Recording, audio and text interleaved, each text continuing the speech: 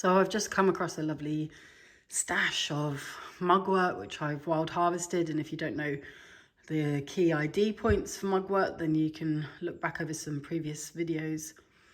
What I'm going to do with this half over here, because it hasn't got the flowering buds on it, although they're just in bud, they're not quite in flower.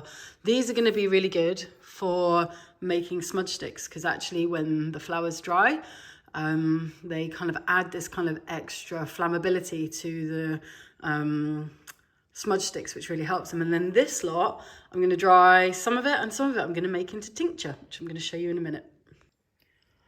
So for the tincture, I'm going to use 50 grams of mugwort, which I'm going to chop up even finer than that, to 500 ml of organic vodka.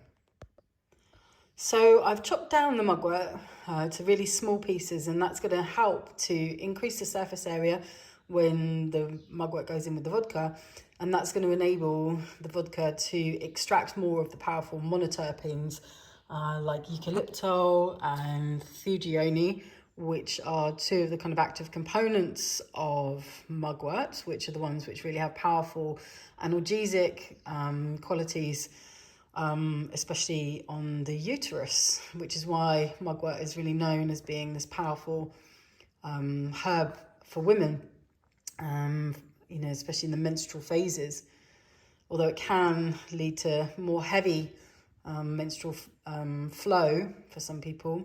So it's just something to be aware of. But that can be quite clearing and cleansing if that's something that you want to call in.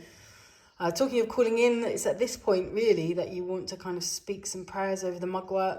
You could offer some sacred smoke, or just using your breath to put a program in there for what it is, you know, the intention behind the tincture, the reason that you're creating it. Maybe it's to work with her spiritually, or, you know, physically in her healing qualities, but that's something to kind of align with now. Okay, so in here I've got my vodka and my mugwort, and I'm just gonna press down on the plant parts just to make sure that they're all submerged. I don't want anything going to be sticking above the vodka, because that might potentially rot and ruin the whole thing. So I might even put a weight, you know, just something in the center there to just hold it down to make sure that everything stays underwater. I'm going to close my lid and pop it in a cupboard for a month.